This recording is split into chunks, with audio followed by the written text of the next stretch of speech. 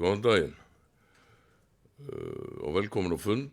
Ég set hérna 29. fund sveitarstjórnar Rangárþings ytra. Ég ætla að byrja á því að fara yfir mætingu. Þau sem mættir eru Viðar Már Þorsteinsson, Margrét Harpa Guðsteinsdóttir, Eggert Valur Guðmundsson, Brynhildur Sighvatsdóttir sem er rétt ókomin á fundinn, Björk Grétarsdóttir, Eydís Indriðadóttir og Ingvar Pétur Guðbjörnsson. Einnig situr fundinn Jón Valgeirsson sveitarstjóri og Ösp Viðarsdóttir sem sér tæknimálin. Þá ætla ég að kalla eftir því hvort það er ykkur athugasemdir við útsent fundaboð. Svo er ekki. Þá vindum við okkur bara í fyrsta mál sem er samantekt sveitarstjóra.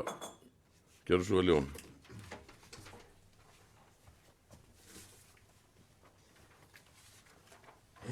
Já, góðan daginn. Það er nú kannski samantekt eftir tveir sveitarstjórnarfundir sem eru hérna einn liðin síðan að við gerum svona yfirlit, þannig að það er svona nóg að búið að vera þarna á milli. En af listanum langa þá fórum við og fulltrúar sveitarfélagsins á landsþings Sambands íslenskra sveitarfélaga sem var haldið í Hörpu, sem var gott og gagnlegt þing þar sem var að fara yfir ýmis mál eins og gengur og svona spá og spekulara í framtíðina og auðvitað kannski fortíðina líka stundum. Nú síðan í kjölfari þá var ég á ráðstefnu hjá samtökum sveitarfélaga á köldum svæðum. Rangárþing ytra er svona bæði á heitu og köldum svæðum að segja. Það sem þar var verið að ræða ýmis áskoranir sem blasa við þessum samfélögum. Og síðan vorum við að frumkvæði ferðaþjónustuaðila hérna á svæðinu í Rangárvallasýslu að þá vorum við að funda af ráðstefna og lafa og svo var fundur með eystra og ytra myrkurgæði og norðurljósaferðamennsku og þetta er áhugaverð hugmynd og þörf áminningum það að maður þurfa að huga svona að myrkurgæðum, þetta eru gæði sem eru tækifæri í ferðamennsku og svo líka bara með okkur sjálf í sambandi við lýsingu og nýtingu og ljós og hvernig við stýrum því. Nú síðan var tekin hérna skóflustunga að 5 íbúða raðhúsi hjá Bjargi íbúðafélagi sem er verið að reisa hellu og það byrjaði að moka fyrir grunni og þetta er mjög þarft framtak til þess að auka á framboð á leiguhúsnæði hérna í sveitarfélaginu. Nú þá var haldið fundur með Ísavía og flugamannaáhugafélaginu á Hellu út af flugvöllunum á Hellu. Það hefur svona búið að liggja fyrir svona drög að deiliskipulagi í nokkuð langa tíma sem menn hafi svona verið að velta fyrir sér hvað skuli gera við. Það er áhugi á að byggja upp við flugvöllin en svo eru grundvallar spurningar á flugvöllinu að komið að vera en ef hann á að vera þá er auðvitað tækifæri því að skoða hvernig þetta er að finna út úr því. Nú síðan var hérna fundur með Umhverfisstofnun og ferðafélaginu út af landmannalögum og það sem var verið að fara yfir bæði fortíð og nútíð, það sem var verið að leggja línu fyrir sumarið, það sem eru takmarkanir og fyrir að framkvæmdir sem þarf að teikna inn í árið og næstu ár og þá hvernig það eru fjármagnaðar. Það er líka verið að skoða þarna möguleika á því að koma rafmagni og ljósleiðaran upp eftir, þannig að það er svona margt í gangi en mikil þolinmæðisvinna að byggja hann upp greinilega. Nú síðan er þetta tímabil, þetta er svona aðalfundatímabilið og það voru svona nokkri aðalfundir sem maður svona stakk nefinn inn. Þetta er mjög góð aðferð, sérstaklega þegar maður svona kom inn í samfélög að fara á aðalfundi félaga sem eru að starfa hérna í sveitarfélaginu til þess að svona skoða hvað er í gangi og þó maður vitur nú ýmislegt þá er alltaf gott að fylgjast með og þarna má sem dæmi nefna bæði aðalfundur Rangárhallarinn og Rangárbanka sem eru að vinna gott starf á Garðstöðum. Ég fór á aðalfund veiðifélags Landmannaafréttar í Brúalundi og þar var verið að klára ýmis mál og þar var ég að vekja athygli á því að við þurfum með veiðifélaginu að klára ákveðið mál gagnvart þjóðlendunni og lóðinni þannig upp frá. Og síðan er hjá golfklúbbnum, ég var aðalfundi Strandavallar og í framhaldinu héldum við með golfklúbbsmönnum fund með Land og skógum. Það er komið svolítið á stað vinna við að frumkvæði golfklúbbamanna að stækka land vallarins og þá úr landi ríkisins eða sem Land og skóg eru með.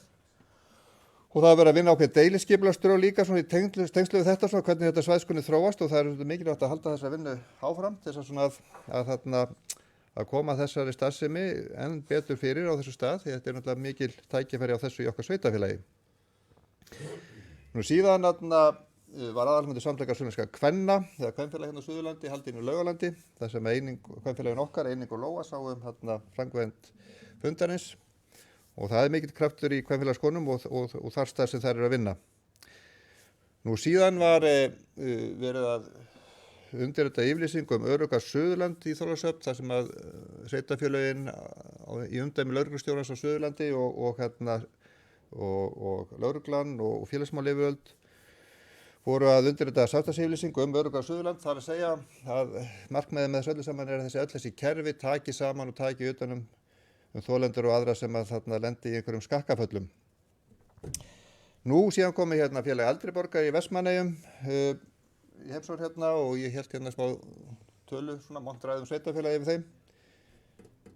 Það segir nú kannski eitthvað aldursmann sjálfs að maður þekkir mjög marga í félagi eldri borgara í Vestmannaeyjum, þá maður telli sjálfum sig vera ungan en það er alltaf gaman að taka á móti þessu gamlu kunningjum. Nú síðan var bæjar- og sveitarstjóraþing sem var núna haldið í Múlaþingi, þannig að ég fór austur aðeins og þar og voru aðeins að rappa við kollega og skoða ýmislegt sem í gangi þar. Því að það eru auðvitað ýmsar áskoranir hjá ýmsum samfélögum og sveitarfélögum á landinu og allt fyrir reynslu bankan.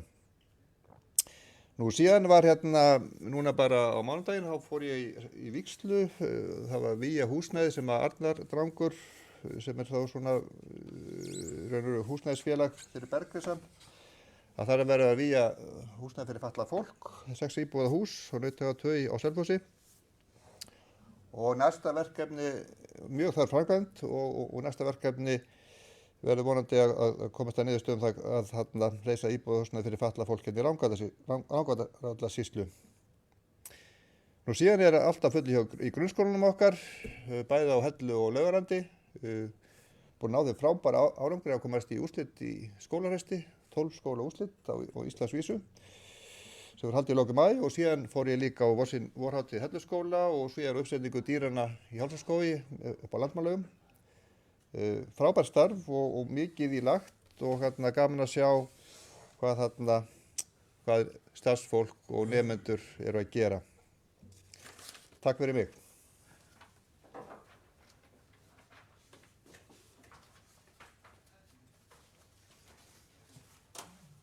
Takk fyrir þetta, Jón.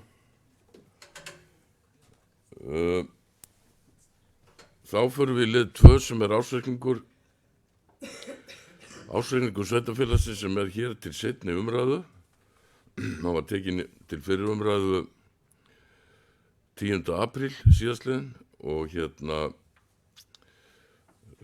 mér er ekki kunnugt að það séu neinar stórvægilega breytingar á milli umræðuna á reikninum, þannig að ég ætla að fá Jón til þess að fara svona yfir svona helstu niðurstöðutölur og svo opnum við bara fyrir umræðu og fjármálastjórinn er nú bara í næsta herbergi ef það er eitthvað svona sérstakt sem að fólk vil spyrja um. Jón, þú kannski ferði yfir svona helstu tölur í reikninum.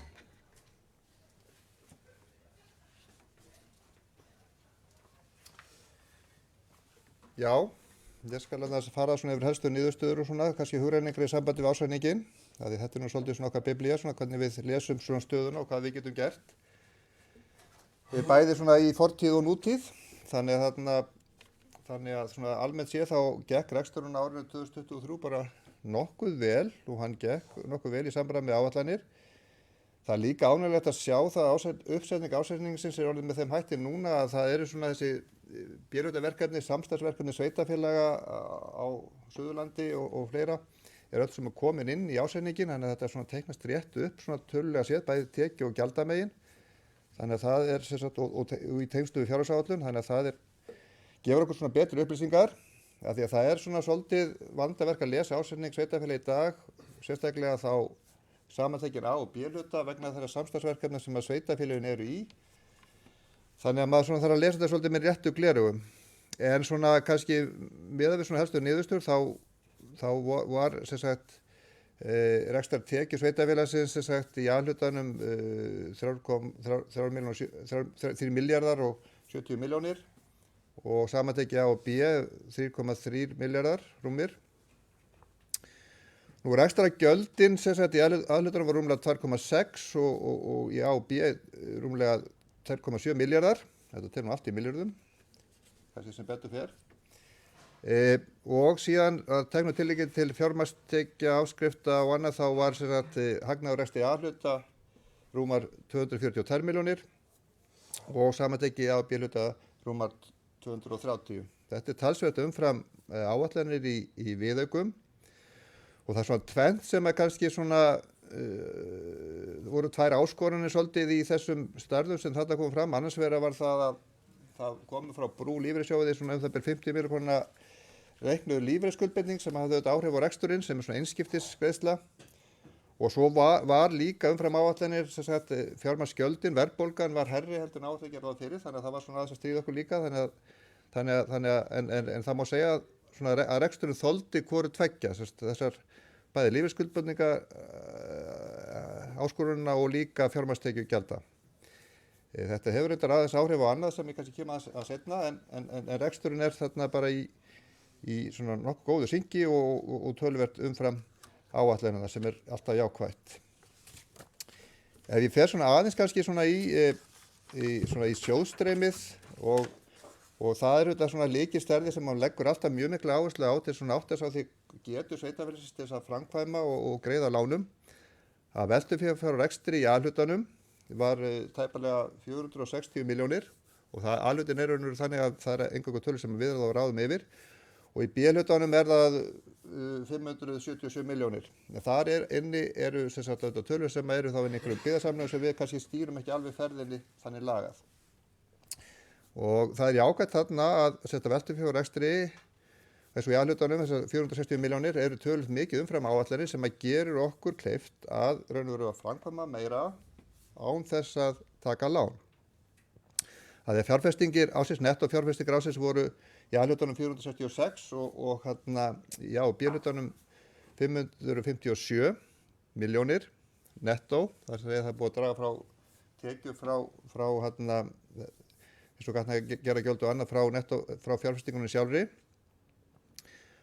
Og þannig að lántaka ársins var sem sneri beint að okkur var 200 milljónir þannig að það er svona nokkuð jafnvægi kannski þarna á milli en fjárfestingar pakkin okkar hann býsna stór og mikill og heldur raunur áfram þannig að á næstu árum eins og öll plön eru gera á þeirri þannig að eftir sem að veltufé fyrir rekstri er sterkara því betur líður okkur með þessar fjárfestingar okkar sem við erum að fara í.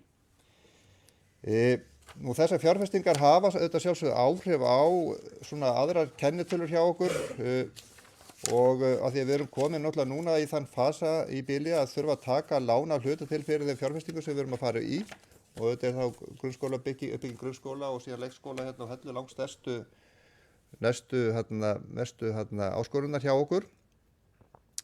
Þannig að skuldahlutföllin eru aðeins að síga upp, skuldaviðmiðið fyrir A og B hlutan sem er 45% og skuldahlutfallið er núna búið að fara úr 77 í tæp 82%, þannig að þetta er svo sem ekki stór stökk í gangi. En þetta er bara vísbendingu það sem að koma skal því að þetta okkar plön þannig að við erum að nota okkar handbæra fé í þessar fjárfestingar og svo þurfum við að taka lán fyrir þessi fjárfestingu sem á vantar.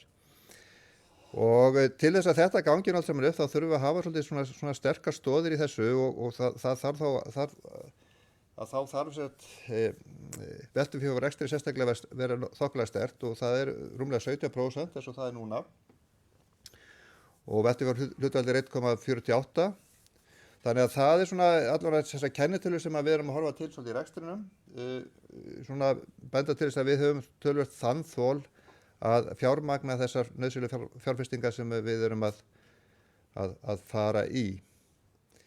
Nú að öðru leyti þá held ég látið þessu nú bara lokið hérna í bili en síðan get ég bara svara fyrir spurningum eða annað sem að kann að koma upp í umræðum.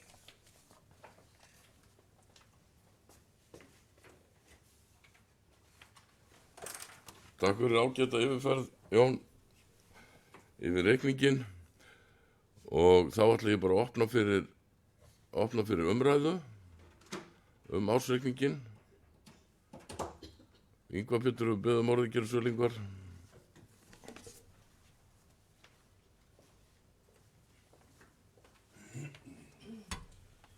Já, oddviti.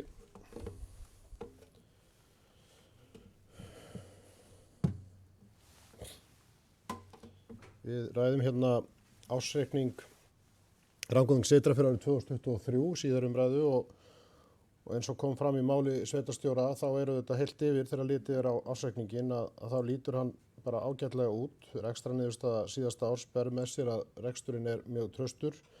Tekjur eru að aukast og rekstrarafgangur umfram áætlanir og veltufé frá rekstri eins og sveitarstjóri sagði vel viðunandi og einnig skulda hlutföll og skulda viðmið með ágætum og í rauninni bara í ágætu samræmi við þær áætlanir sem við erum með til framtíðar.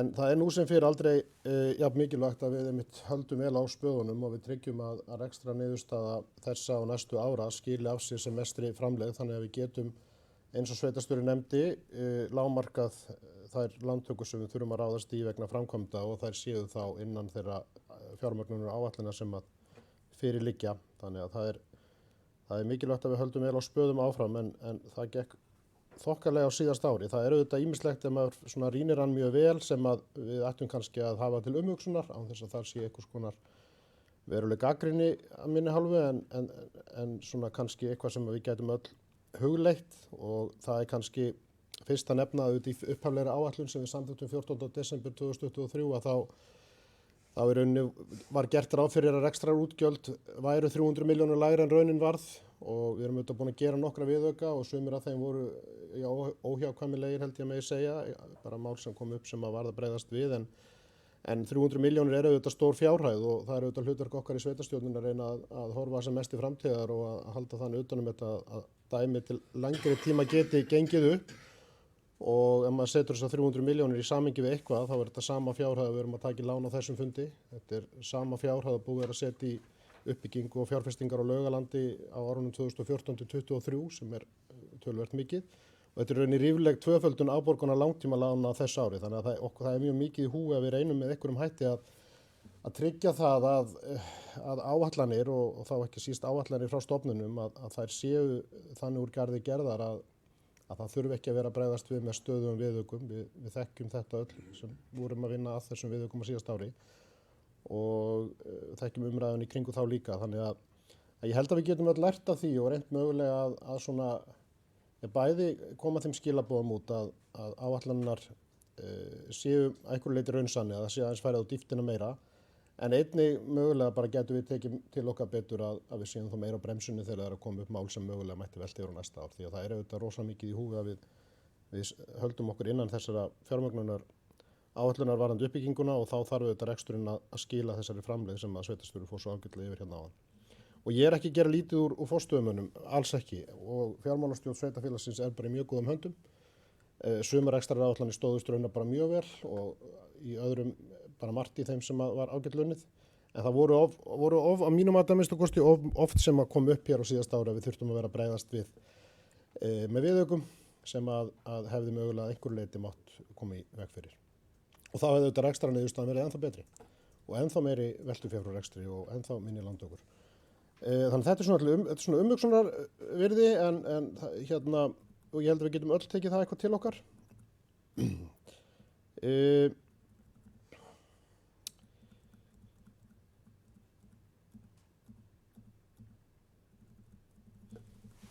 En svona burtséð frá því þá gleðiefni að tekjur sveitarfélagsins í A-hluta og ég nú fyrst og síðast að fjalla hann í minni ræðu, það auðvitað það sem við höfum mjög bein áhrif á, þetta eru meira samstarfsverkefni.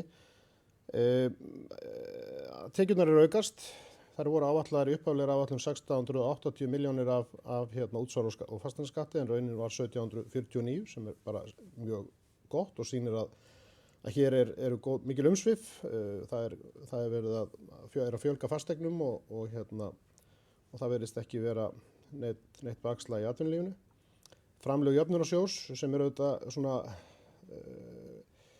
það sem að kannski réði því að niðurstaðan varð þetta mun betri en við áætluðum að þau eru 717 milljónir. Við áætluðum 480 upprunalega og vorum komin í 623 ár sem sýnir okkur að það er mjög erfitt að áætla fyrir framlögum úr jöfnunarsjóði en fengum hérna 94 miljóna aukaframlag í lok ársins sem að skiptir auðvitað miklu máli og hífir rekstrarniðurstöðuna mjög upp. Og heildartekjurnar eins og Jón sagði rúmir 3 milljarðar og við vorum að gera ráð fyrir 2,6 þannig að það er auðvitað bara gleðilegt að þær séu svona langt umfram upphaflegar áætlanir. Og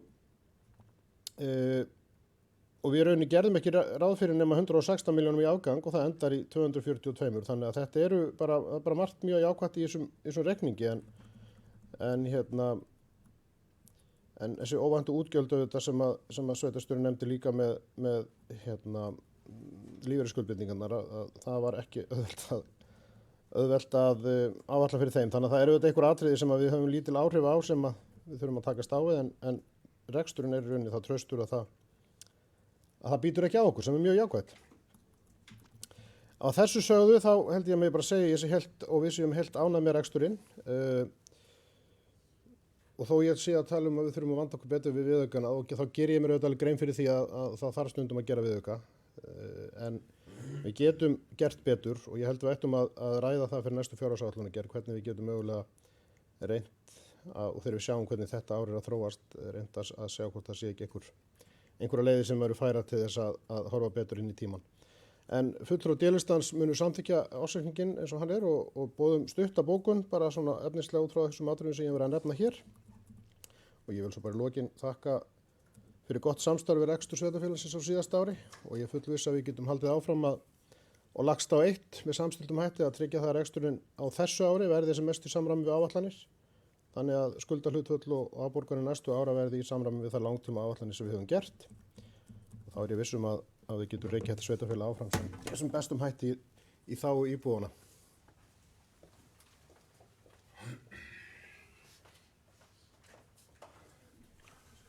Takk fyrir það Ingvar, fyrir ágæta yfirferð og ég get tekið undir nánast bara allt það sem kom fram með þinni ræðu og ég held að þessi ársreikningur sé bara prýðilegur en auðvitað tekið undir það að það skiptir máli líka þegar verið að reka sveitarfélag eins og hvert annað fyrirtæki að samstarfi þeirra sem eru að reka það sé gott og hugsanlega er það hluti af því að við erum að skila þessu bara þokkarlega á okkur núna og við skulum bara vona að verði bara áframhald á því á næstu árum.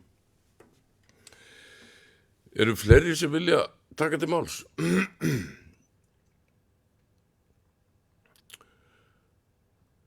Svo er ekki, þá ætlum ég bara að bera upp þennan ársreikning. Þessi geta samþykkt hann, vissilega gefur merki. Hann er samþykktur með 7 atkvæðum. Og það er spurning hvort ég les upp þessa bókun. Já, ég geti lesa það. Ég var að senda hann á Jón svo hann geti hægt hann inn.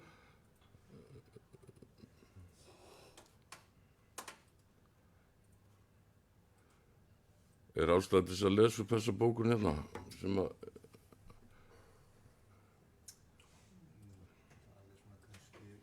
þetta er núna meira og minna allt sem kom fram í hérna áðan sko. Þessi hjá mér sko. Já.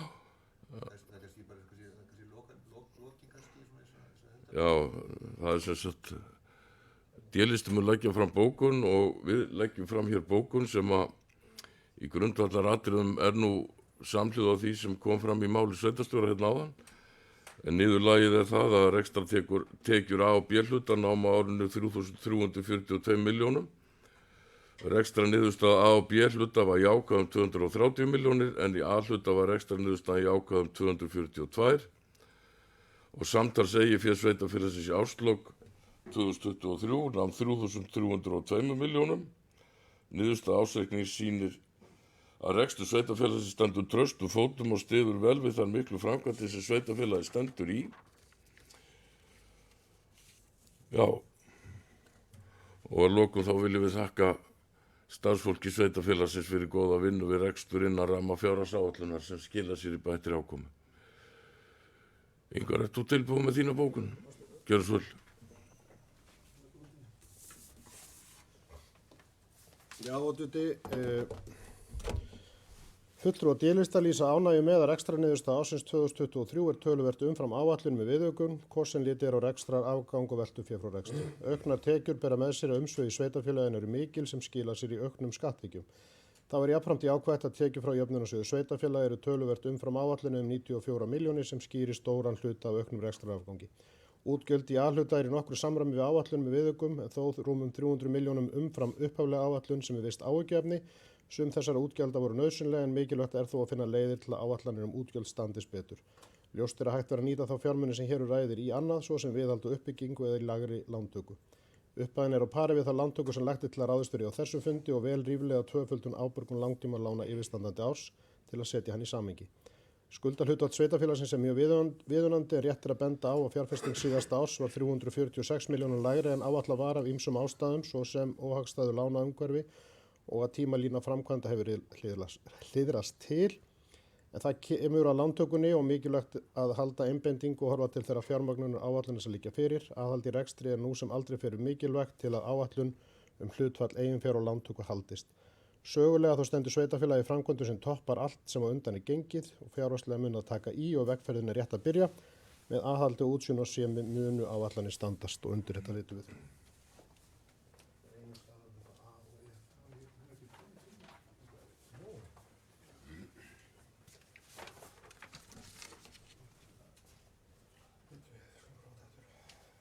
Takk fyrir þetta, Ingvar. Við munum svo laga einhverja stafsetningavillur í þessu bara í lokfundar. Heyrðu, þá förum við í lið 3 sem er samþykkt við stjórn sveitarfélagsins. Það er fyrir umræða varðandi ungmennaráð, þar sem eru lagðar fram breytingar til fyrir umræðum skipan ungmennaráðs. Og ég gef orðið laust þetta.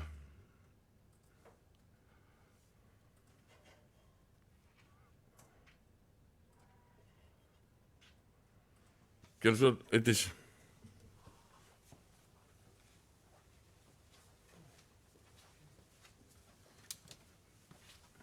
Já, oddviti fundarmenn, ég fagna því verulega að það sé verið að vinna í málefnum ungmennaráðsins. Við höfum aðeins verið að velta því fyrir okkur af hverju er verið að gera breytingar á samþykktum með tilliti til skipan í ungmennaráðið. Þar er breyting sem að felur í sér að félagsmiðstöðin tilnefni fulltrúa. Okkar skilningur er í rauninni sá að þeir sem sækja félagsmiðstöðina séu nemendur beggja skólana. Þannig að þetta var kannski gott að fá bara útskýringar á því af hverju þið leggið til þessa breytingar. Takk fyrir það, Eydís. Jón, kannski svarar þessu.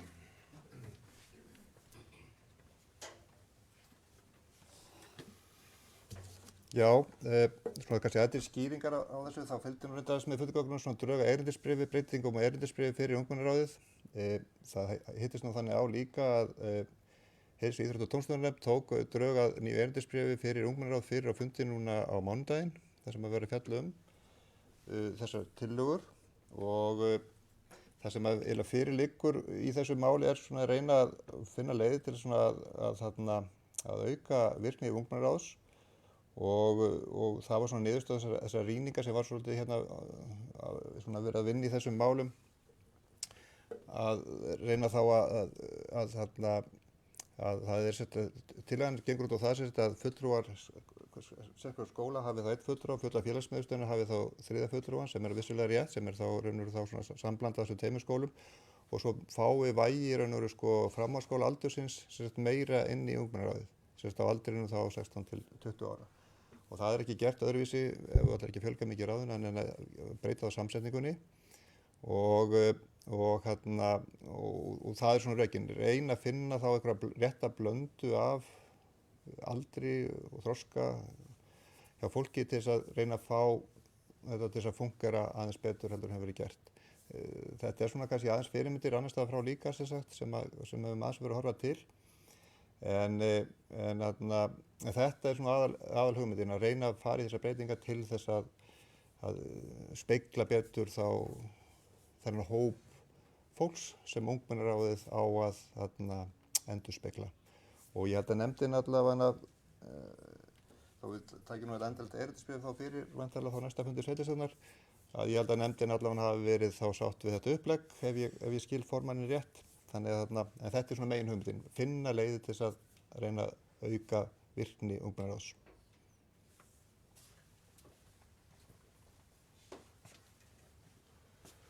Takk fyrir þetta, Jón.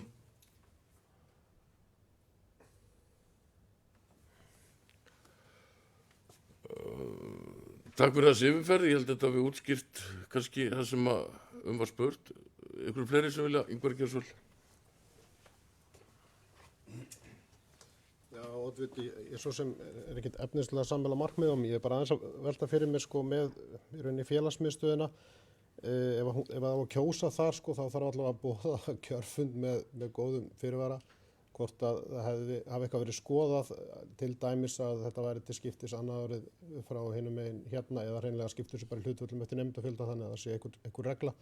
En maður hefur svona aðeins áhyggjur af því sko, það er frekar einfalt að framkvæma þetta í skólunum, en svo hérna verða bara fáir í félagsmiðstöðinni eða menn, kannski fer menn bara ykkur kosningar bara út að smala, en það er svona bara vangaveltan það hvernig framkvæmdin á því verður sko. En ég er ekkert efnislega ósammála þessum markmiðum, ég held að sé bara fínt að reyna að auka vægi framhaldsskóla nema inn í þessu, en það er bara þetta atriði sem er svona aðeins að setja spurningamerki að velta fyrir sig.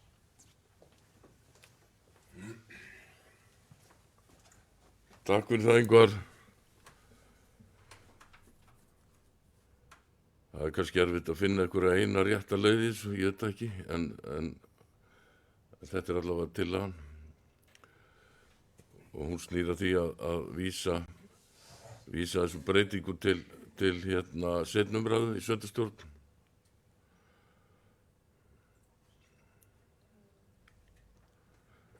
Einhverjum fleiri sem vilja þessi geta samþykkt að vísa þessum breytingu til seinni umræðu í sveitarstjórn eins og leggja merki. Það er samþykkt samhljóða.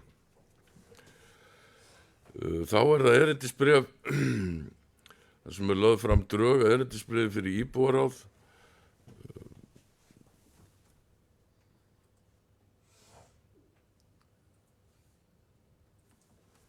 Ég velti fyrir mig hvort þetta eru drög eða hvort þetta er ekki bara erindisbréf. Þetta ekki óþarfa að þetta kalla þetta drög. Þetta ekki, já. En allavega þá ætla ég að gefa orði laust hérna erindisbréf íbúaráðs. Þetta eru svona breytingar, hvað ég segi, ég fer örstutt yfir þetta, þá vorum við að gera tilraun hérna fyrir vetur með svokölluð hverfaráð, það tókst ekki hjá okkur að fá hérna þáttakendur í það, þannig að, og það er bara eitthvað sem við sitjum uppi með, en allavega þá langar okkur til þess að reyna þessa leið og þess vegna er farin þessi leið. Láta það reyna hvort við fáum virkni í svona íbúaráð með þessum hætti. Og ég ætla að gefa orði laust þetta. Það er búið að taka þessu umræðu svolítið hérna á undanförnum mánuðum. Þannig ég ætla að bera upp þetta erindisbréf, gerum svo leitis.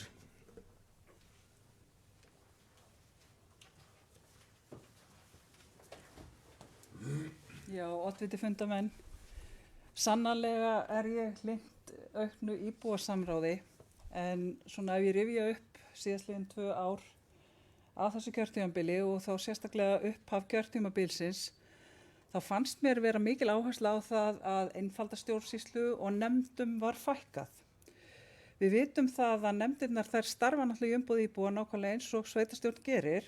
Þess vegna kannski er ég bara hissa á þessari tillögu og að halda þessu svona til streitu, því að það virtist ekki áhugi fyrir þessu þegar auglýst var eftir fulltrúum í hverfaráðið.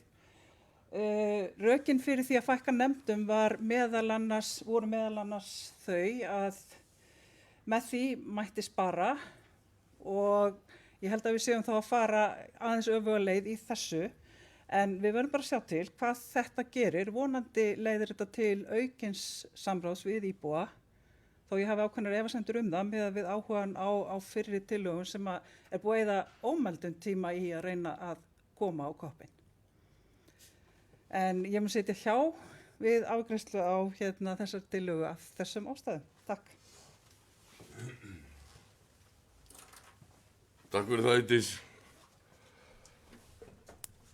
Þó að samstarfið sé bara prýðilegt í sveitarstjórninu, þá er það ekkert meitlað í stein, það þurfa alltaf að vera sammála alla hluti og það er ekki hollt.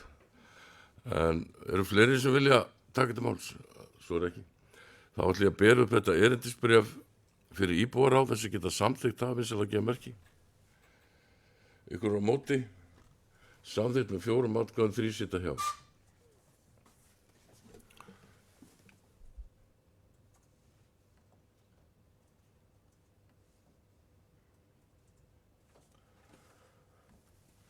Þá erum við lið 5 sem Helluvað, það kauptilboð vegna íþróttavallarsvæðis.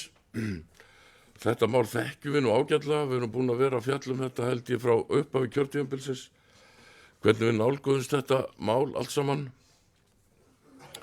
Og nú er loks komið samningur sem að aðilar hafa undirritað og ég held að þetta sé bara fagnaðarefni að við séum að eignast þetta land. Þetta er heldur stærri spilda heldur en lagt var af stað með í upphafi og opnar fyrir okkur bara heilmikla möguleika og þetta er svona loka fasin á málinu að klára þetta með þessum hætti. Jón er búinn að skrifa undir fyrir hönd sveitarfélagsins með fyrirvarum samþykki sveitarstjórnar og þessi samningur er hér til samþykktar. Ykkur sem vilja taka til máls.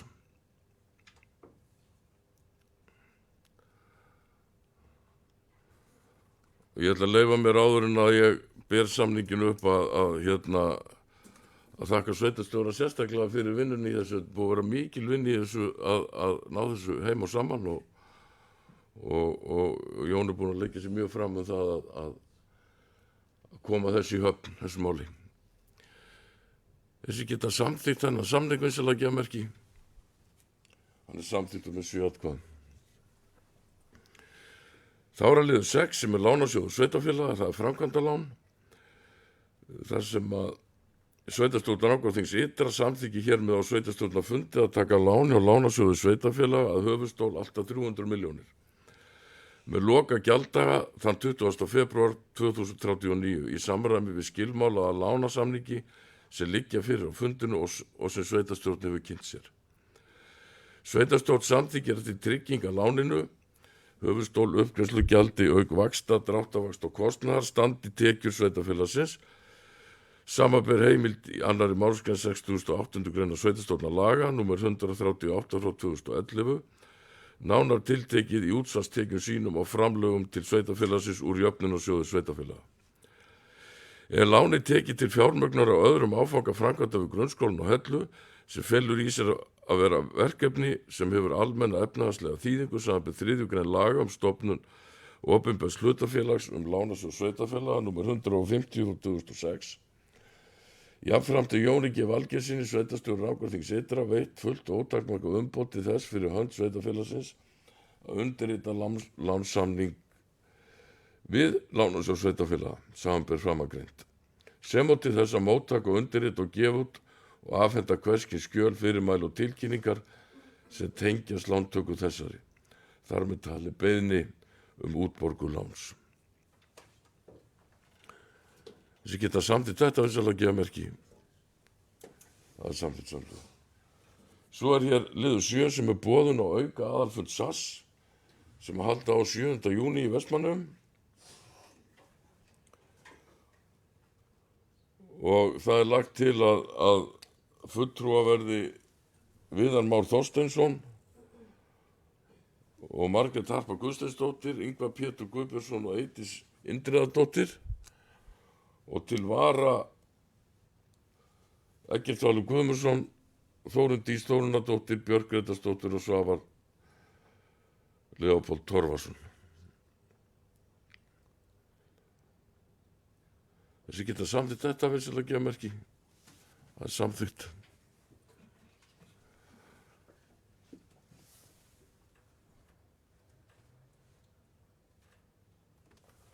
Þá er liður 8 sem er kjörstaður, það er forsetakosningar. Lagt til að kjörstaður fyrir forsetakosningar þann 1. júní verði í grunnskólanum á Hellu. Það er samþykkt samlega. Þá er liður 9 sem er vindorkuver við Vaðöldu. Það sem eru sem varða forsendur og viðmið fyrir Rangárþing ytra. Það er búið að vera að vinna í þessu. Formaður skipulagsnefndar, Birgir og fleiri búin að vera að vinna í þessum viðmiðum og það er lagt til að vísa málunum til endanlegri afgreiðslu í byggðaráði. Hversu vilja taka til máls? Þessi geta samþykkt að vísa þessi byggðaráð, takk, samþykkt.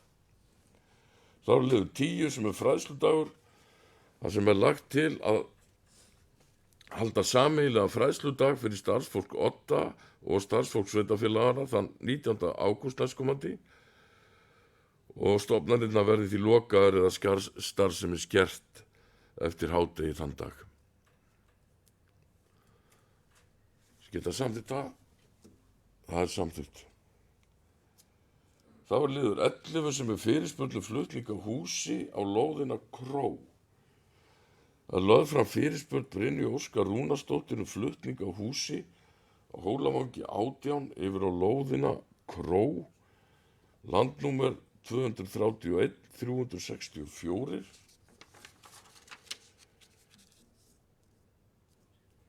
Hversu vilja taka til máls fyrir það er til að vísa þessu inn til skipulags- og umferðarnefndar.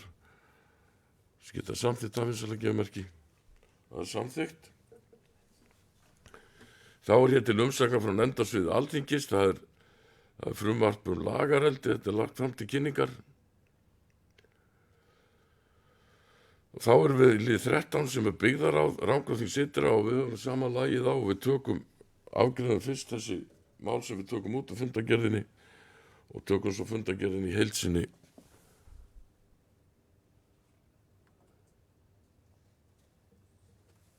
Þegar við höfum afgreitt þessa liði. Það er þá hér fyrst lagður fram viðauki við fjárhagsáætlun 24 þar sem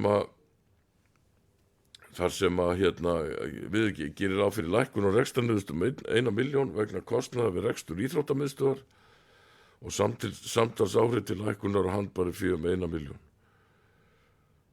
Hversu vilja taka til máls það? Þetta tengist afmæli sundlaugarinnar í sumar. Þessi geta samþykkt það, við gefa merki. Það er samþykkt. Þá er það hér ársreikningur Rangárljósa.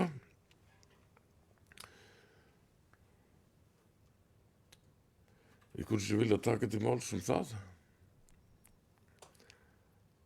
Þessi geta staðfest hennar ársreikning, við gefa merki. Það er staðfest. Svo er hér tillaga arðgreiðslu út úr Rangárljósum þar sem byggðar á leggur til að greiddur verður út 5 milljón króna arður út úr Rangárljósum vegna ársins 2023. Hversu vilja taka til máls það? Þessi geta samþykkt það, gerðu svo Ingvar.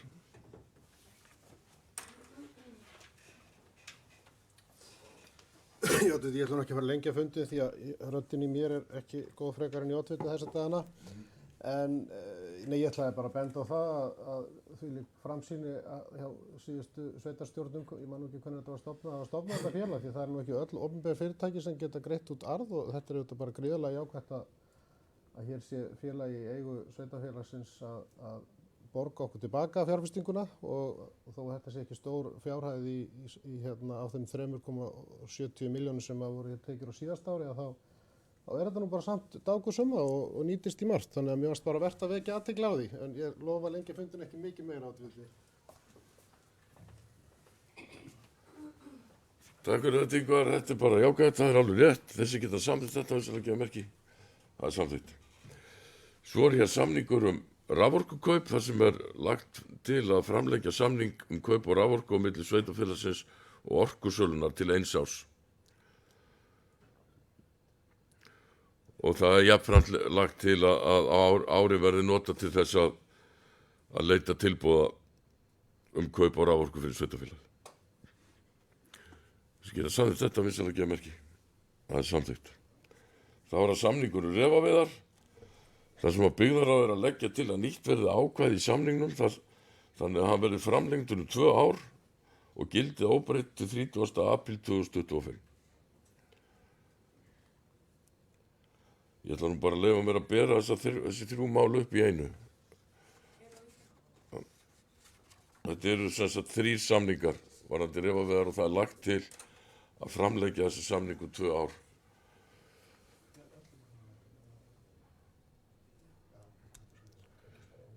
Þessi geta samþykkt þetta vinsamlega geðmerki. Það er samþykkt. Björk Veka fundi undir þessu lið. Þá er að liður 13-19 sem eru Unastaðir í Reynifelli, F-gata, þar sem er beðin umsögn vegna rekstrarleyfis. Þetta var tekið fyrir inn í byggðaráði, en ykkur handvömm var hjá okkur í byggðaráði þegar þetta var tekið fyrir, þannig að við sennilega ekki bara sváfum aðeins á verðinum, getum við bara sagt. Þannig að við verðum í raun og veru að í raun og endurskoða þessi ákvörðun byggðaráðs þar sem að þetta samræmist ekki þessu skipulagi sem þarna er. Þannig að það er lagt til að hafna þessu rekstrarleyfi. Það sem að óheimilt er að starfrækja gistirekstur innan skipulagra frístundasvæða nema með undangenginni heimild sumarhúseiganda. Þeir sem eru sammála því að hafna þessari afgreiðslu byggðaráðs vinsamlega geðmerki. Það er samþykkt. Þá er að liður 14 sem er húsakynni, þar sem að kynnt var þær hugmyndir sem að er verið að vinna með varðandi breytingar á Laugalandi og á þessu fundi var sem sagt samþykkt að kalla eftir kostnaðargreiningu á þessum fyrsta hluta áður en að málið kannski fer mikið lengra og eftir því bíðum við. Ég hef ekki séð þá kostnaðargreiningu ennþá, en það hlýtur að berast bara á næstunni.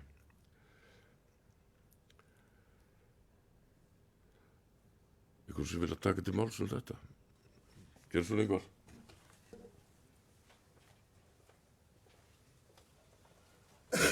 Já, ég vildi bara segja að það er jákvætt að það sé komin drög að því hvernig megi leysa bráðavandann þarna í þessu húsnæði á næstu árum. Ég held að það er hugmyndir sem að uppi er að nýta bókasafni betur og eins þessa hæð þar sem skrifstofa Ásvarhrepps að þetta sé bara skynsum lausn til að leysa þá allavega þau mál sem að þarf að leysa og allavega er maður mjög jákvæður fyrir því að reyna að koma þessu húsnæði sem best horf, þannig að þetta nýtir sér best. Þurfum bara að gæta auðvitað að því að áætlanir svo hina uppbygginguna að þær séu falli inn í langtíma áætlanir og við getum þá tryggt að reksturinn standi undir því og við séum ekki að taka mikið lán en upp á væntingastjórnun og annað, en það er full þörf á því að bæta aðstöðu þarna og þessi áform sem að nú verið að tekna upp eru held ég bara mjög skynsamlegt til þess að gera hana mun betri en hún er. Þetta er strax ágætislausn.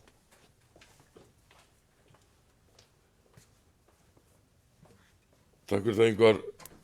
Já, ég held ég vona það að við séum að vinna þetta rétt en auðvitað þurfum við að fá einhverja tölur á blaði. Það snýst allt um það. Hér í raun og veru verið að leggja til að fara í þessa kostnaðargreiningu, er það ekki? Við erum ekkert að samþykkja neitt annað. Þeir sem eru sammála því að fara í þessa kostnaðargreiningu, takk, samþykkt. Þá er það ársreikningur húsakynna fyrir árið 2023, ekki orðið hann. Þessi geta staðfest ársreikning húsakynna vissilega geðmerki, hann er staðfestur. Þá er liður 15 sem er byggingarnefnd uppbygging á skólahúsnæði á Hellu. Þar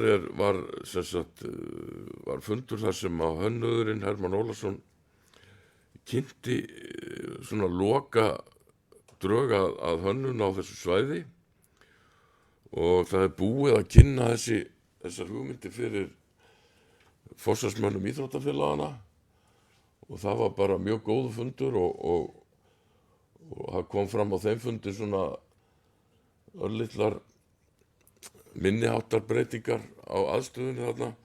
Þannig að það sem við gerum í þessu ári að það er að fara í þessa jarðvegsframkvæmdir og það heimild í þessu í fjárhagsáætlun ársins.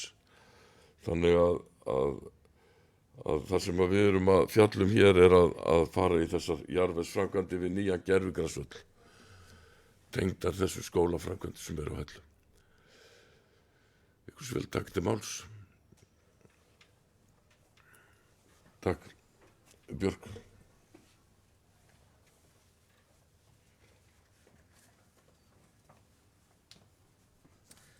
Já, og þetta, ég myndi eiginlega bara vilja fá svolítið upplýsingar þetta ferli sem hefur verið við þessa hönnun á vellinum. Hér hefur komin lokadrög sem var kynnt fyrir byggingarnefnd nú í fyrsta skipti. Ég held að fulltrúi frá okkur hafi verið boðið tvisvar svona á eitthvað fund. Hvernig var ráðninga hönnuð háttað? Var leitað tilboðar kostnaður. Okkur finnst við hafa kannski fengið bara svolítið litla aðkomu að þessu hönnunarferli. Og ég tel alltaf eðlilegt að öllu fulltrúum í sveitarstjórn sé gefum kostur á að koma aðeins betur að því. Takk. Takk fyrir það, Björg. Ég held að Hermann hafi ekki verið boðin út þessi hönnun á þessu íþróttavallasvæði. Ég held að það hafi verið sami beint við Hermann að vinna þetta og ég nú eiginlega alveg viss að það samræmist innkaupareglum að hann bara mjög hæfur hönnuður en varðandi skort á upplýsingum þessa vinnu og þá ætla ég svo sem ekkert að fara að tala þannig. Það aldrei nógu mikið kynnt svona vinna en við höfum auðvitað fylgt þessu eftir innan byggingarnefndar skólans og það hafa allir sína fulltrúa þar. Nú, þetta við fengið ágæta umfjöllun inn í íþrótta- og heilsu og íþróttanefndin okkar. Þar auðvitað hafa allir fulltrúar, bæði framboðin sína fulltrúa. Inn í byggðarráði líka. Ég kalla bara eftir því hvað það sem vantar upp á kynninguna þessu þannig að við brennum okkur ekki á því sama í næsta verkefni. Ég óska bara eftir því að fá að heyra hvað hefði betur mátt fara þannig að við getum þá bara lært af því.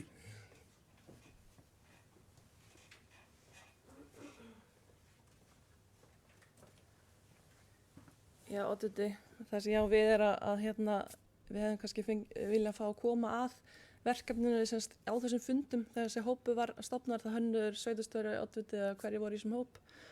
En ég held að það væri hægt bara að hafa einn fund með fulltrúum sveitarstjórnar og hönnuði eða hvað sem er. Nú erum við búin að taka fyrir hér tilboð kaup á landi, eignarnáms samningin.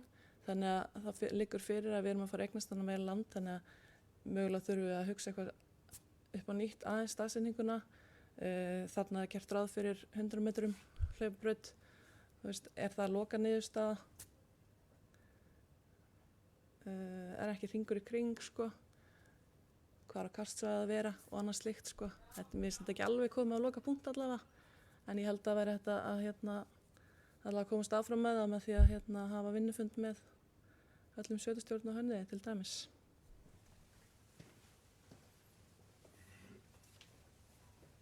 Takk fyrir það, Björk. Það er bara mikið menn sjálfsagt að halda slíkan fund. Það er bara, þetta hefur aldrei verið neitt, leyndarmál neitt í kringu þetta og en við þurfum bara þá að standa okkur betur í því að halda fólki upplýstu eða eitthvað. Ég held að við höfum staðið okkur ágætlega í þessu máli en allavega þá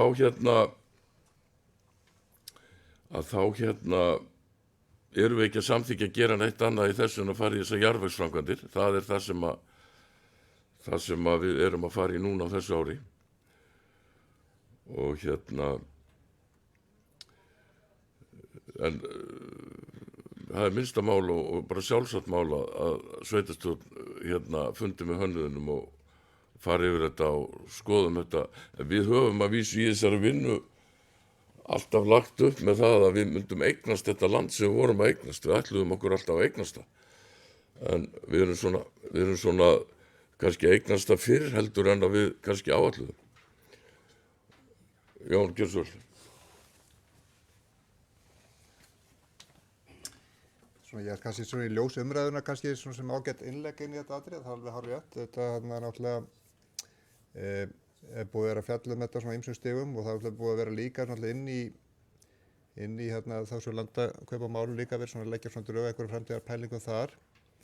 En það sem að raunur kannski er svolítið næsta verkefni sem ég held að sé alveg hárrétt að þurfi þá bara að fara svona svolítið í og maður getur bara að skoða góða leið til þess að greina það að það þarf náttúrulega fyrir næstu fjárhagsáætlun að gera sem sagt í haust. Sem sagt að fara svolítið í betri rýningu á uppsetningu vallarins og kostnaðarhlutum hans skilur sko að því að við þurfum að gera grein fyrir því hvað nákvæmlega hvernig við erum stillt upp. Ég held að sem að leysa þessi tæknilega mál gagnvart ungmennafélaginu og fráslítaaðstöðunni, það er svona þeirra lengdir og tilfærslur hjálpa okkur, en ef við segjum að við náum að klára landamálin á þessu ári, þessi landakaupamálin sem eru líku til, þá hafum við aðeins meira frelsi. Ég held að það myndi kannski ekki breyta kannski grundvallar hugsuninni í sjálfu sér, en af því að við höfum bara ákveðið þol líka gagnvart hvað við getum framkvæmt þannig á þessu svæði og við erum að hugsa að þetta sé svona, það er framkvæmdi sem við förum í núna nýtist líka til framtíðar, þannig að það séu þá svæði sem eru þá að vera að nýta í æfingarsvæði, geta nýst á sem gönguleiðir og svo framvegis. En það er alveg hárrétt að það þarf svona sko að því að núna er bara verið að taka ákvörðun það að taka landið undir svona svolítið stór svæði og fergja það og það því að það þarf að láta liggja raunveru jarðveg ofan á þessu til að láta það síga og síðan þarf að fara fram þá bæði þessi kostnaðarhönnun og kannski endalega útfærslunni eigi síðar heldur en þá undirbúningi fjárhagsáætlunum fyrir næsta ár sko.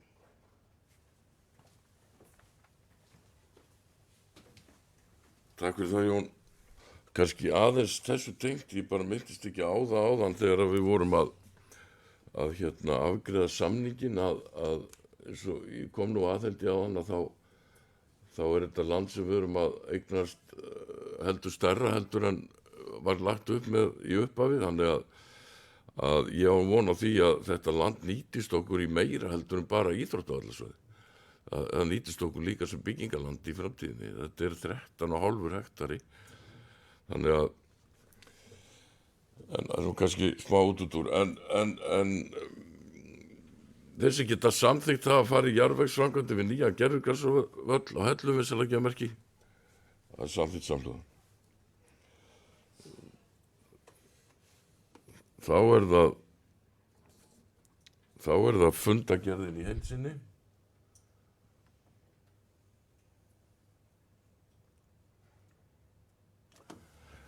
Þá er það fundagerð byggðarráðs. Ég bar hann ekki upp áðan eða hvað. Gleymdi ég því? Já, við berum hann þá bara upp núna. Fyrir utan þessar liðir sem við erum búin að afgreiða. Hún er samþykkt. Þá er það Sortur Rangárvallasýslu. Hún er lögð fram til kynningar hérna liður 16 og 17 ársreikningur Sortstöðarinnar. Við erum í seinni fundagerðinni, þar er ársreikningurinn hér til staðfestingar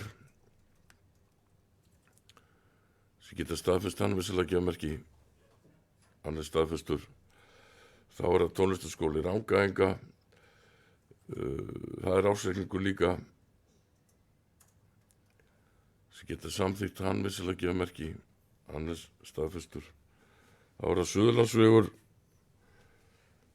ársreikningur sem geta samþykkt það við Seljagerðarmerki, hann er staðfestur. Þá er það skipulags- og umferðarnefndin. Það er hérna fyrst liður 21, það er þjóðlendumál, eyjar og sker. Það er lagt fram til kynningar. Sama gildur endurskoðun stuðningskerfi skógrækt og landgræðslu. Það er líka hér til kynningar.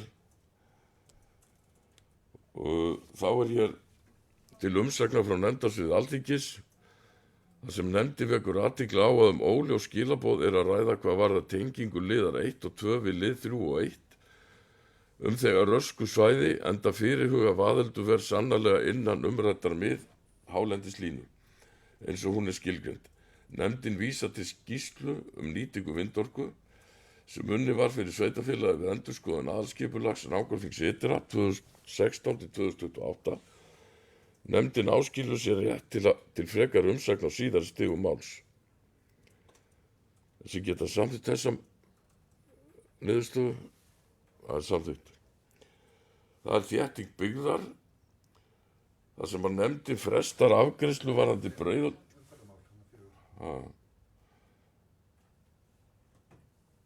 Já, það sem að nefndin leggur til að halda verið sérstakur fundur málefni umferðaröryggis í sveitafélaginu og fengi verið ráðgjafi umferðarmáli til álitsgjafar það sem betur má fara. Erum við ekki bara sammála því? Það er samþykkt. Þá er það þétting byggðar. Það sem nefndin frestar afgreiðslu varðandi Breiðholtulóðina að teknu tillit til framkominnar athugasemdar. Nefndin óskar eftir skýrari útfærslu á snúningssvæði. Varðandi uppbyggingu við Bauðöldu leggur nefndin til að falli verði frá hugmyndum íbúðar uppbyggingum sinn þar til leiksvæði milli Bauðöldu og Langöldu verði orðið að veruleika. Að auki leggur nefndin til að sett verði uppið gangbraut í formi hraðahindrunar við enda göngustigsins á miðja Bauðöldu. Ef við skoðum þarna athugasemdir sem bárust við þetta þá bara mikil óánægja með þessar hugmyndir. Þannig að ég held að sé það bara gott að taka tilliti þeirra. Þessi geta samþykkt þessa niðurstöðu, við sælum ekki að merki, það er samþykkt. Ára Stóruskógar hafði breyting á deiliskipulagi. Nefndin samþykkir að veita heimildi breytingar á gildandi deiliskipulagi og leggur til að falli verði frá kynningu lýsingar þar sem skipulagsáætlun samræmis stefnu aðalskipulags. Þessi geta samþykkt það, við sælum ekki að merki, það er samþykkt. Grenjar 2, breyting á deiliskipulagi. Nefndin samþykkir að veita heimildi breytingar á gildandi deiliskipulagi og leggur til að falli verði frá kynningu lýsingar þar sem skipulagsáætlun samræmis stefnu aðalskipulags. Geta samþykkt það, það er samþykkt. Jarlstaðir, breyting á afmörkun deiliskipulags á landbúnaðarsvæði. Skipulagsnefnd samþykkir að veita heimildi breytingar á gildandi deiliskipulagi og leggur til að falli verði frá kynningu lýsingar þar sem skipulagsáætlun samræmis stefnu aðalskipulags. Skipulagsnefnd samþykkir jafnframt framlagða tillögu og leggur til að hún verði auglýst samkvæmt 1. málsgrein 41. greinar skipulagslaga númer 123 frá 2010. Þessi geta samþykkt af þess að leggja merki. Það er samþykkt. Það er Norður Nýibær, nýtt deiliskipulag og breyting á aðalskipulagi. Skipulagsnefnd telur að gera þurfi breytingar á aðalskipulagi vegna áforma umsækjanda. Núverandi svæði er skilgreint sem verslunar- og þjónustusvæði VAF 23 og landbúnaðarsvæði samkvæmt aðalskipulagi Rangárþings ytra 2016 til 2028. Umsækjanda er veitt heimild til að leggja fram tillögu að deiliskipulagi fyrir lóðir sínar. Skipulags- og umferðarnefnd samþykkir lýsinguna til kynningar. Lýsing skal kynnt í samræmi við 1. málsgrein 30. greinar skipulagslaga númer 123 frá 2010 og einnig í samræmi við 3. málsgrein 40. greinar sömu laga. Kynning lýsingar skal standa að minnsta kosti 2 vikur talið frá birtingu auglýsingar á heimasíðu sveitafélagsins og í staðarblaði eða nánar tiltekið frá 9. til 23. maí 2024. Geta samþykkt þessi afgreiðslu þess að leggja merki. Svo er hérna liður 2010, hann var það nú mig sjálfan, þannig að ég ætla að víkja hérna fundunum með afgreiðslu.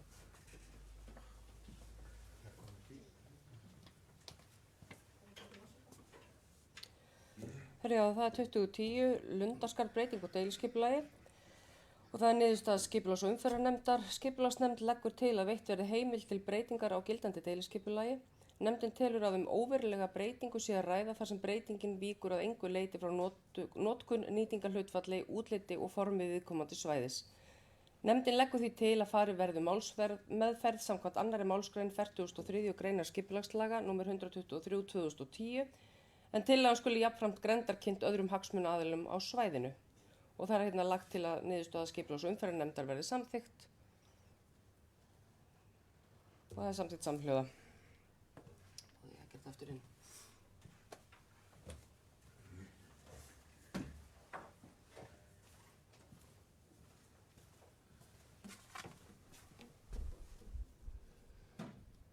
Þá er það 2011, það er Reyðarvatn, 5K5, breyting á landnotkun í aðalskipulagi. Skipulags- og umferðarnefnd samþykki tillöguna til auglýsingar og leggur jafnframt til að hún verði kynnt í samráði við 2. málsgrein 30. greinar skipulagslaga. Nefndin telur nægjanlegt að kynning vinnslutillögunar fari fram á heimasíðu sveitarfélags þar sem tillagan varðar ekki hagsmunaaðila utan sveitarfélags. Það geta samþykkt afvísarleggjamerki, það er samþykkt. Þá er heimahægi, deiliskipulag, breyting og aðalskipulagi. Nefndin samþykki tillöguna til auglýsingar og leggur jafnframt til að hún verði kynnt. Nefndin telur nægjanlegt að kynning vinnslutillögunar fari fram á heimasíðu sveitarfélagsins þar sem tillagan varðar ekki hagsmunaaðila utan sveitarfélags. Samþykkt það er samþykkt. Tindasel, deiliskipulag og breyting og aðalskipulagi. Nefndin samþykki tillöguna til auglýsingar og leggur jafnframt til að hún verði kynnt í samræmi við 2. málsgrein 30. greinar skipulagslaga.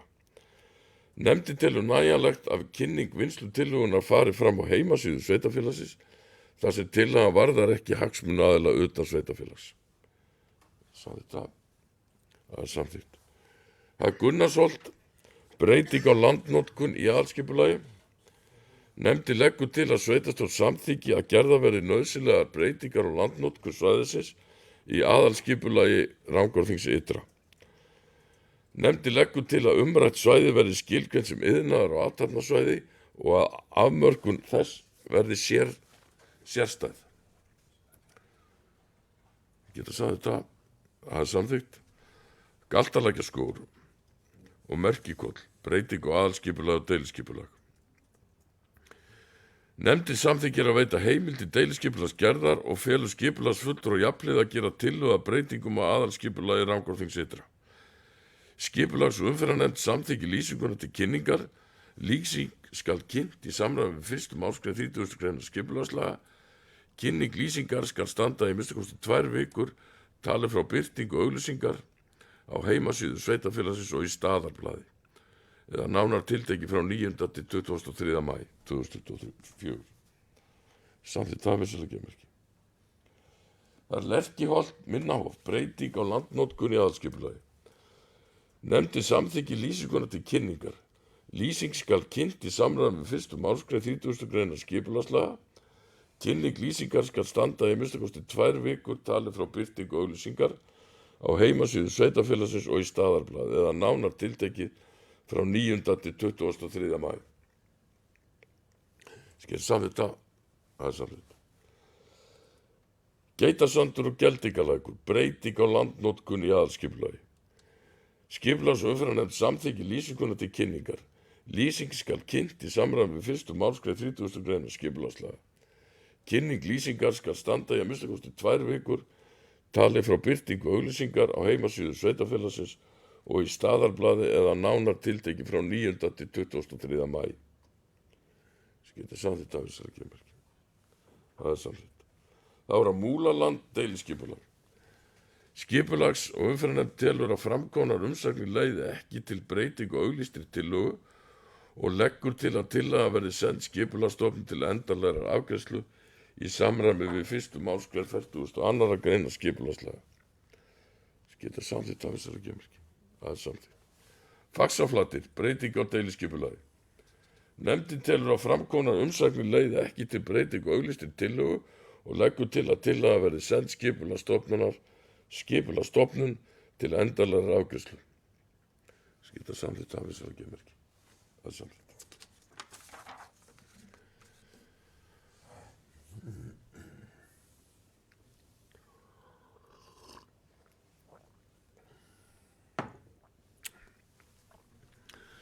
Það er Árbakki, breyting á deiliskipulagi. Nefndin telur að framkomnar umsagnir leiði ekki til breytingu og auglýstri tillögu og leggur til að tillaga verði send skipulagsstofnun til endanlegrar afgreiðslu. Samþykkt. Móholt og Hrafntóftir 2, deiliskipulag. Skipulags- og umferðarnefnd hefur farið yfir framkomnar athugasemdir. Nefndin telur að búið sé að taka tillit til framkomnar athugasemdir fyrirliggjandi tillögu og leggur til að tillaga verði send skipulagsstofnun til endanlegrar afgreiðslu í samræmi við 1. málsgrein 42. greinar skipulagslaga. Ég sagði það með selgemerki. Efrasel. Nefndi samþykki framlaga til og leggur til að hún verði endur auglýst samkvæmt 1. málsgrein 41. greina skipulagslaga númer 123 frá 2010. Ég sagði það. Það er samþykkt. Hrafntóftir 1. Deiliskipulag. Nefndin gerir ekki athugasemdir við að veitt verði undanþága frá ákveðum skipulagsreglugerðar hvað varðar fjarlægð milli byggingar, reita og Þykkabæja vegar. Enda hafi núverandi mannvirki sem miðað er við sem fjarlægðarmörk í tillögu að deiliskipulagi og sem staði hefur á sínum staði í allmörg ár engin áhrif haft á umferðaröryggi eða ónæði gagnvart Þykkabæja vegi. Nefndin leggur til við sveitarstjórn að fallist verði á veitingu undanþágu frá ákvæðum skipulagsreglugerðar. Þessi geta tekið undir með nefndinni við selgemerki. Það er samþykkt. Minnivallanáma, matsskyldu fyrirspurn. Nefndin telur að greinilega sé brugðist við þeim áhrifum sem umrædd framkvæmd kunni að hafa á umhverfi sitt með þeim hætti að ekki verðum verulega neikvæð áhrif að ræða. Nefndin telur að fullnægjandi grein sé gerð fyrir framkvæmdinni í framlagðri greinargerð með tilkynningunni. Umhverfis áhrif hafa verið lágmörkuð með fullnægjandi mótvægisaðgerðum og vöktun. Nefndin telur því að umrædd framkvæmd skuli ekki háð mati á umhverfis áhrifum. Geta samþykkt það selgemerki. Það er samþykkt. Þá er að ljósleiðari frá Búrfellsstöð að Hvammsvirkjun óskum framkvæmdaleyfi. Nefndin leggur til við sveitarstjórn að ekki verði gerð athugasemd við þann hluta framkvæmdarinnar sem er innan Rangárþings ytra. Lagnaleiðin er í samræmi við alskipulag og mælist nefndin til þess að áður en leyfi verði samþykkt til útgáfu að leita verði umsagna viðeigandi umsagnar aðila og forsætisráðuneytisins þar sem svæði og þjóðlöndu er að ræða. Sett verði fram skilyrði fyrir útgáfu leyfisins og grundvelli þeirra umsagna sem berast vegna málsins. Samþykkt það. Það er samþykkt. Ára Geitasandur. Umsókn framkvæmdaleyfi til Akuryrkju. Í samræmi við lög nr. 111 frá 2021 hefur nefnd skipulags- og umferðarnefnd Rangárþings ytra farið yfir umsókn framkvæmdaraðilum Akuryrkju á Geitasandi. Niðurstaða nefndarinnar er að umrædd áform séu ekki líkleg til að hafa í för með sér umtalsverð umhverfis áhrif, samanber viðmið annars viðauka laga nr. 111 frá 2021. Því skuli framkvæmdin ekki hafa mati umhverfis áhrifum. Nefndin leggur til að skipulagsfulltrúa verði falið að gefa út framkvæmdaleyfi að teknu tillit til 5. greina reglugerðar framkvæmdaleyfi. Það er samþykkt. Það var landmannalögur, göngupallar, framkvæmdaleyfi. Við gáfum út held í byggingaleyfi á sínum tíma. Nei, er þetta ekki það mál? Þetta er endurnýjun á göngupalli. Já, þetta er göngupallir. Allavega í samræmi við lög nr. 111 frá 2021 hefur skipulags- og umferðarnefnd Rangárþings ytra farið yfir umsókn framkvæmdaraðilum endurnýjun á göngupalli frá Skála ferðafélags Íslands að nýjum laugapalli við náttúrulaugina í landmannalögum. Niðurstaða nefndarinnar er að umrædd áform séu ekki líkleg til að hafa í för með sér umtalsverð umhverfis áhrif, samanber viðmið annars viðauka laga nr. 111 frá 2021. Því skuli framkvæmdin ekki hafa mati umhverfis áhrif. Skipulagsnefnd leggur til að skipulagsfulltrúa verði falið að gefa út framkvæmdaleyfi að teknu tillit til 5. greina reglugerðar framkvæmdaleyfi númer 772 frá 2012. Geta samþykkt af selgemerki. Það er samþykkt. Svo er hér lagt fram til kynningar flokkun landbúnaðarlands. Það er til kynningar. Og þá erum við svona síg á seinni hlutan af þessum fundi. Það eru hér fundagerðir til kynningar. Það er fundagerð 8 þar sem að var raun og veru bara eitt mál til umfjöllunar var sagt, starf skólastjóra á Laugalandi og stjórn 8 samþykkt á þessum fundi að leggja til að ráða Jónas Bergmann Magnússon í stöðu skólastjóra á Laugalandsskóla. Við þurfum ekki að samþykja þetta sérstaklega en bjóðum Jónas Bergmann velkomin til starfa og óskum honum allsins besta í starfi. Þá er það umhverfis hálendis og samgöngunefnd og byggðaráð hafi vinnufundur. Það var fundur sem haldið var með fulltrúum frá Landsvirkjun. Ekki sá fyrsti. Og þá er það skógarsafn og fundargerðir brunavarnir Rangárvallasýslu. Og við þurfum að staðfesta ársreikning brunavarna og skógarsafn sem bara bera þá saman upp sem geta staðfesta þess ársreikningar. Takk.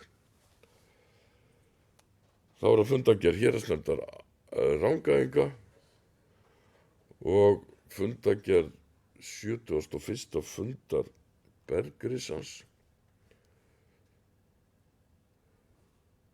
og ég ætla að óska eftir örstuttu fundarhlé með að við klárum örstutt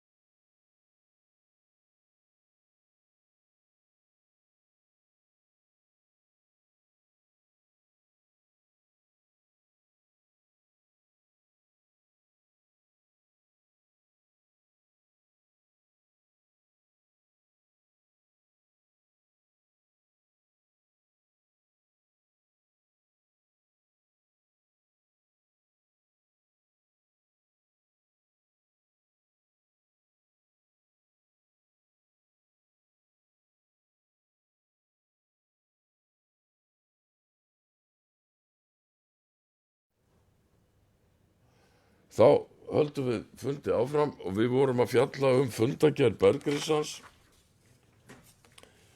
frá 71. stjórnarfundi Bergrisans, þar sem að sveitarstjórn leggur fram stutta bókun varðandi annan lið í fundagerðinni, og hún þannig: sveitarstjórn styður að byggt verði búsetuúrræði fyrir fatlað fólk í Rangárvallasýslu.